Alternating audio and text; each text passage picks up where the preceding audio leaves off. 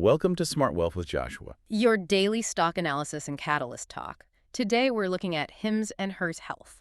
If you find our talks useful, please consider subscribe, like, and comment underneath. So we're looking at a company today that, well, they just went through an incredibly volatile 72 hours. Yeah, volatile is honestly an understatement. Hmm. To set the stage for you, this stock was dealing with a steep a 52.5% decline since the start of the year. Right. The market was just heavily punishing it. But then on March 7th, 2026, it recorded a 40% single-day surge. 40% in one day. Exactly. It's the kind of sharp repricing that really demands a closer look. It certainly does. I mean, that level of volatility isn't just random market noise, you know. It's the sound of a fundamental repricing. Yeah. So our goal today is to really unpack exactly what triggered this sudden shift. We need to analyze the wealth-building context of the company's underlying fundamentals. Structural interest. Right, the structural engine, and examine a transformative pharmaceutical partnership that altered their trajectory basically overnight. And map out the specific 3 to 6 month catalyst calendar for you so you know exactly what metrics to watch going forward. Exactly. Let's start right at the foundation, because before we get into the March 2026 volatility, we really need to understand what this business achieved in 2025. The top-line numbers are substantial. They are. We're talking about $2.35 billion in revenue for 2025. Which is a 59% year-over-year jump from their $1.5 billion in 2024. a massive jump. And a really significant driver of that acceleration was their push into the weight management segment. Right, specifically when they launched compounded semaglutide back in May 2024. Yeah, that changed the game for them. And looking ahead, they're currently projecting 2026 revenue to land somewhere between $2.7 billion and $2.9 billion. The revenue growth is impressive, but what stands out to me is how that revenue translates into actual scale and retention. Meaning the subscribers. Yes. We aren't just looking at one-off transactions here. We're looking at a recurring subscription model. By the end of 2025, they reached 2.5 million subscribers on the platform. 2.5 million. 2.5 million. They added 282,000 subscribers year over year. Wow. When you have that many people actively paying a monthly fee for services across weight loss, hair care, sexual health, and mental health, you start to generate a very sticky ecosystem. I hear you on the ecosystem, but a network of health consumers isn't exactly the same as a social network where growth is viral, right? Yeah. So how sticky is it really? A lot of these high-growth telehealth platforms, they bleed money trying to acquire those customers. They do. Customer acquisition costs can be brutal in telehealth. Exactly. But when you look at the profitability for HIMS and HERS, it tells a totally different story. The earnings were solid. Very solid. They reported $128 million in net income and $318 million in adjusted EBITDA. Which is huge. And for anyone not living in financial statements all day, adjusted EBITDA is essentially a measure of a company's core operational profitability. Right. It strips out things like taxes and depreciation. Exactly. So seeing 318 million shows they are generating serious operational cash. That operational cash flow is the core of their structural advantage. But to really understand why they generate that much cash, you have to look at their gross margins. Which have historically sat above 75%. 75%, which is wild when you connect this to the broader healthcare landscape. Yeah, it really puts it in perspective. Because traditional retail pharmacies, the brick-and-mortar stores you visit to pick up a prescription, they typically operate on a 20 to 25% gross margin. So a third of what HIMS and HERS is doing. Right. HIMS and HERS isn't actually pricing or operating like a traditional pharmacy at all. Their margins look way more like a software-as-a-service tech company. That raises a really practical question, though. How are they achieving software-like margins while dealing in actual physical medications? It's a great question. I mean, how do you triple the margins of a traditional retail pharmacy? It comes down to vertical integration. First, they aren't just a middleman taking a small cut. They own the end-to-end process. The entire pipeline. Yes. Second, they have in-house compounding capabilities. They acquired a company called Medisource RX. Right, I remember that. Which gave them their own FDA-registered facilities, so they control a significant portion of their own supply chain. That removes a huge cost barrier right there. It does. And third, and this might be the most crucial element, They utilize their proprietary MedMatch AI system. The MedMatch AI is fascinating. It sounds a bit like Netflix's recommendation algorithm. Yeah, kinda. But instead of figuring out that you want to watch another true crime documentary, it's taking millions of patient data points to predict the exact optimal treatment combination for your specific biology. Aiming for the highest efficacy with the fewest side effects. Exactly. That is a great analogy. And from an investment perspective, what that personalized AI creates is a very high switching cost. Because it's dialed into you. Right. If a patient comes to HIMS and HERS and the AI finds the precise formulation that works for their specific needs, the incentive to leave for a generic one-size-fits-all competitor just drops significantly. It builds immense brand loyalty because the product feels custom-tailored. Exactly. Okay, so they have 2.5 million subscribers, 75% margins, billions in revenue, and an AI driving personalization. The foundation looks incredibly solid. It does. But this brings us to the regulatory scare. Ah, right. The scare that caused that 52.5% year-to-date drop. Let's take you back to early March 2026. The stock is falling rapidly at this point. Falling rapidly, pulling back nearly 38% over just 30 days. Ouch. Yeah. And it wasn't because their business model suddenly failed. It was because the FDA stepped in. On March 4th. Right? On March 4th, the FDA sent out 30 warning letters to compounders of GLP-1 medications. We should probably clarify what that means for the listener. Good idea. GLP-1s are a class of medications that help regulate appetite. They are the underlying mechanism for major weight loss drugs. And compounding. Compounding essentially means a pharmacy is custom mixing the active ingredients themselves rather than buying the prepackaged branded pens. Right. And legally, the FDA allows pharmacies to compound these drugs when the name brand versions are experiencing official national shortages. But it operates in a bit of a regulatory gray area. Definitely a gray area. Yeah. So the market looked at those FDA warning letters, realized how much revenue HIMS and HERS was generating from their own in-house compounded weight loss drugs, and panicked. Pure panic. Investors assumed a worst-case scenario where the FDA simply shuts down the compounded GLP-1 pipeline entirely. The regulatory overhang was just suffocating the stock. It was a textbook bearish setup. Markets inherently discount uncertainty, and regulatory intervention is the ultimate form of uncertainty. Absolutely. But then we get to the March 6th and 7th announcement. The bombshell. Yes, the bombshell. HIMS and HERS completely flipped the narrative. They ended a legal feud with the pharmaceutical giant Novo Nordisk. Which is huge on its own. It is. And simultaneously announced a strategic partnership to distribute branded, FDA-approved obesity medications directly on their platform. Specifically drugs like Wegovy. Yes. And that is the catalyst that sparked the 40% surge. Yeah. But let's walk through the actual market mechanics of that jump. Because a stock doesn't rise 40% in a single day just because a few retail investors like the news on their phones. No, definitely not. What happened there is known as a capitulation reversal. A capitulation reversal. Let's break down the flow of capital on that. Okay, before the announcement, the stock was trading around $15.88. It was heavily discounted due to the regulatory fear. Right. The moment the Novo Nordisk deal was announced, it instantly provided regulatory certainty. By partnering to sell FDA-approved branded drugs, they neutralized the existential threat of an FDA compounding ban. So the risk practically vanishes overnight, and the big money flows back in. Exactly. You had two massive forces colliding here. First, institutional accumulation. The large funds? Right.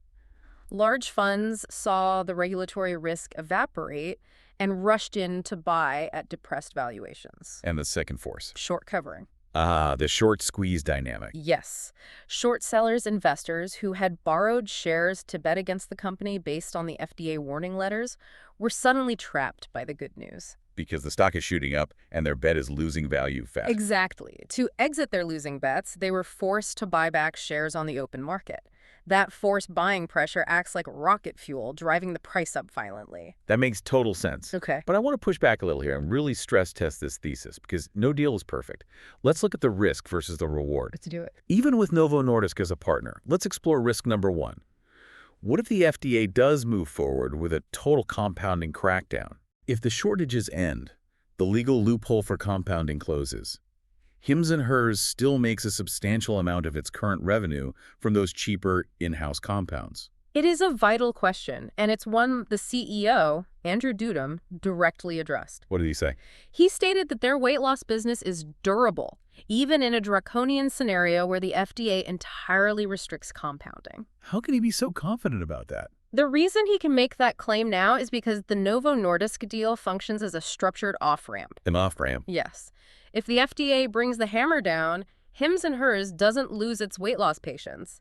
It simply transitions those subscribers over to the branded, FDA-approved Novo drugs.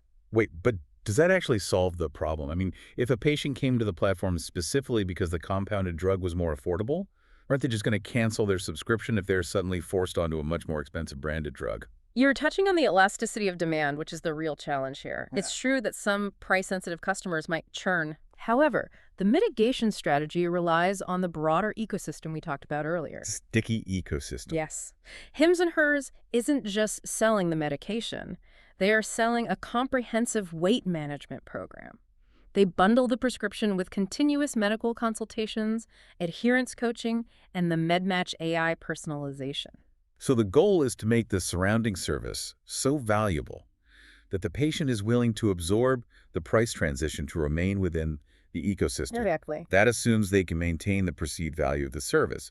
But that brings up risk number 2, which might be even more pressing. Oh, it is. Margin compression. Yeah. We just discussed how incredible their 75% gross margins are, largely because they control the compounding process in-house. Right. But now they are stepping into a distribution role for branded drugs from Novo Nordisk.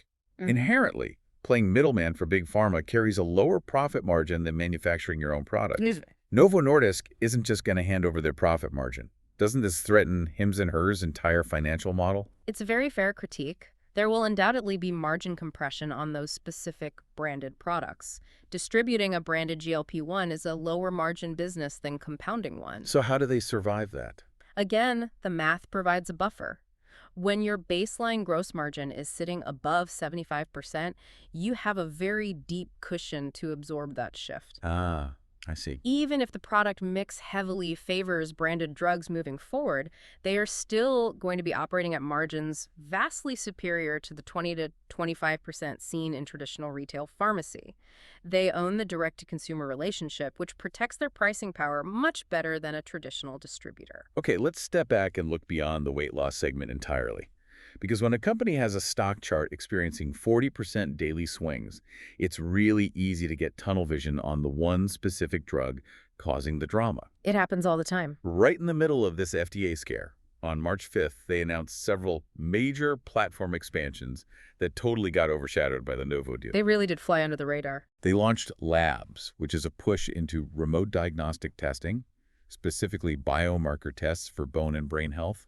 They rolled out new menopause and testosterone services, and they officially expanded operations into the Canadian market. That diversification is critical for the long-term thesis. Relying heavily on one product category, like GLP-1s, exposes a company to acute regulatory risks, as we literally just saw. Exactly. By launching Labs, they are moving from purely reactive treatments into proactive, preventative health tracking. Furthermore, if you look at their international footprint, the Canadian entry follows their APAC expansion. Through the acquisition of eucalyptus, right? Yes, exactly. They are systematically proving that their direct-consumer model can scale across different international regulatory environments. Which naturally leads us to a highly speculative but very interesting angle, M&A potential. Mergers and acquisitions. It's definitely on the table. With that kind of diversified footprint, they start looking like a very attractive puzzle piece for a larger corporation. Consider the strategic landscape right now. You have traditional pharmacy chains struggling to modernize, and you have major tech giants like Amazon aggressively trying to break into the healthcare sector. Amazon has been pushing hard into health. Very hard. HIMS and Hers has 2.5 million paying subscribers, a vertically integrated tech stack, and now a validated partnership with one of the largest pharmaceutical companies in the world. They've basically proven that direct-to-consumer telehealth works at scale. Yes. And with valuations still recovering from the steep early-year decline, it raises the possibility that a larger player might see them as a prime acquisition target. It's the classic buy versus build philosophy in corporate strategy. Precisely. Why would a retail giant spend 5 years and billions of dollars trying to build a sophisticated digital health platform from scratch when they could just acquire HIMS and HERS while the stock is still technically trading at a discount from its historical highs? That speculative premium is something investors really need to keep in mind.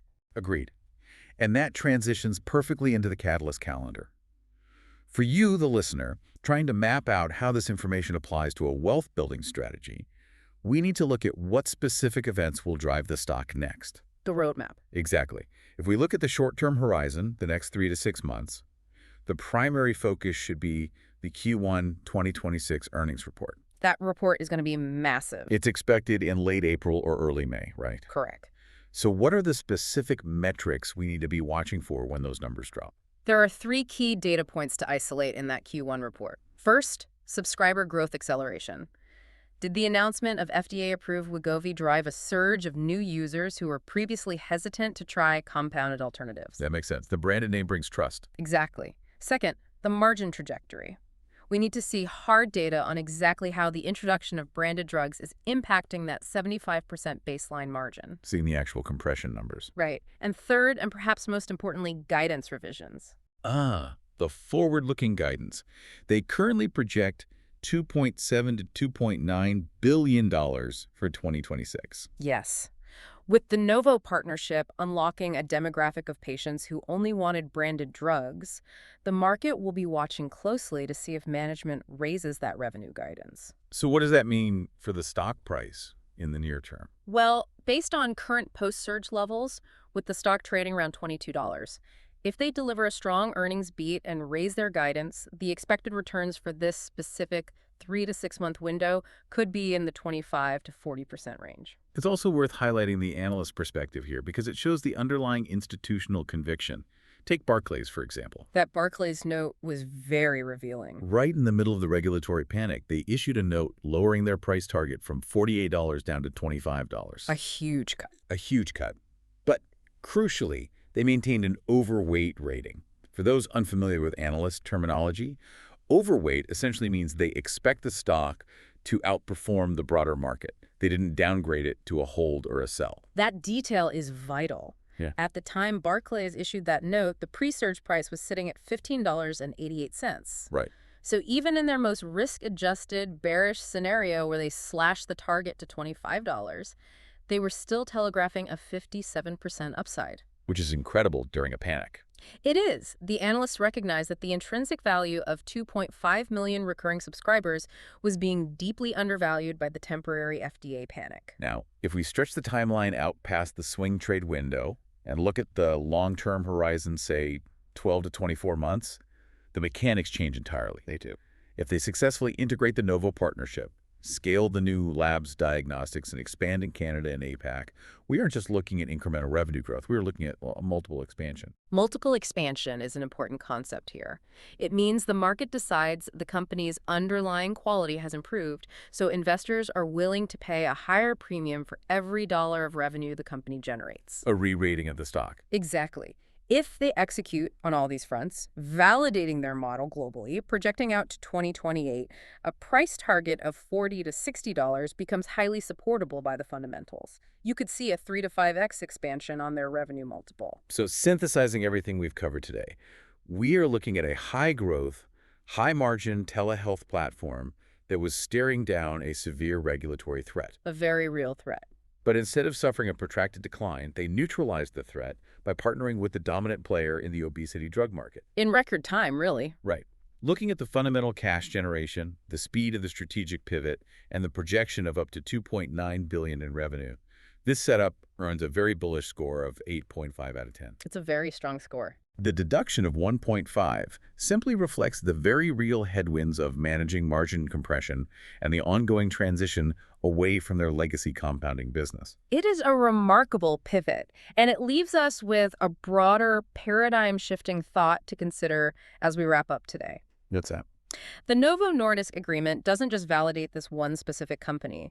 It signals that the direct-to-consumer telehealth model is now officially recognized and utilized by major pharmaceutical corporations. It's mainstream now. Exactly.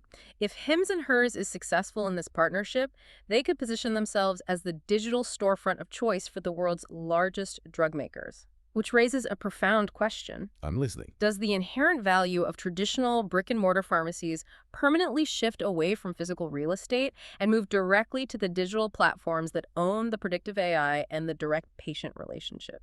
That is the defining question for healthcare investing over the next decade.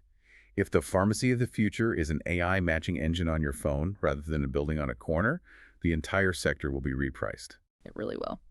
Thank you so much for tuning in to this analysis. We hope this breakdown of the fundamentals, the strategic pivots, and the market mechanics helps you navigate the noise. Stay curious, keep analyzing the data, and as always, keep building those wealth strategies. We'll catch you on the next one.